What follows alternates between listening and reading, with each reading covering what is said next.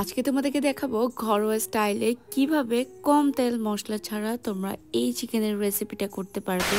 আসসালামু আলাইকুম everyone, hope you all are doing well. চিকেনের দুরুসের কথা তো সবাই জানো যে চট্টগ্রামে এটা কত ফেমাস। সো আজকে ওইটারই রেসিপি দেখাবো, তাও আবার আমার আম্মুর হাতে। এখানে একটা বড় সাইজের মুরগি নেওয়া হয়েছে, যেটাকে ড্রেসিং করা হয়েছে খুব ভালোভাবে, ভেতর থেকে সবকিছু ফেলে দেওয়া হয়েছে। তারপর চিকেনের দুই পা থেকে হাড় বের করে এটাকে বুকের মাংসের সাথে অ্যাটাচ করে দেওয়া হয়েছে। আই ডোন্ট নো এটাকে কিভাবে আমি ডিসক্রাইব করব, দেখতে ঠিক এমনই লাগতে হবে। তার উপর দিয়ে দেওয়া হয়েছে অনেকগুলা পেঁয়াজ বাটা। বেশি করে পেঁয়াজ বাটা দিলেই ঝোলটা খুব সুন্দর হয় আর খেতে বেশি মজা হয়। পেঁয়াজ বাটার উপর দিবে এখন হলুদের গুঁড়া সামান্য পরিমাণের, বেশি দিচ্ছে না। তার উপর সামান্য পরিমাণের মরিচের গুঁড়া আর হচ্ছে জিরা ধনিয়ার গুঁড়া।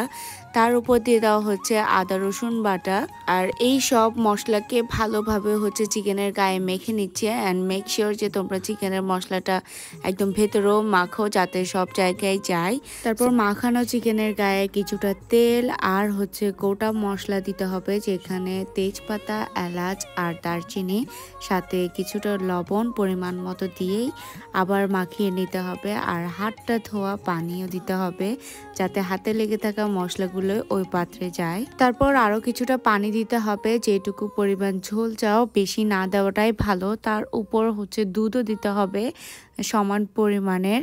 তারপর আর কোনো কিছুই দেওয়া লাগবে না। এখন এটাকে চুলায় বসিয়ে অনেকক্ষণ জাল করে নিতে হবে, যাতে মুরগিটা একদমই সিদ্ধ হয়ে যায়। তবে বেশি সিদ্ধ না করাটাই ভালো, তখন মাংস ছিঁড়ে ছিঁড়ে যাবে। মাংস সিদ্ধ হয়ে যাওয়ার পর আমরা মাংসটাকে আলাদাভাবে তুলে নিয়েছি অ্যান্ড ঝোলটাকে আলাদাভাবে রেখেছি।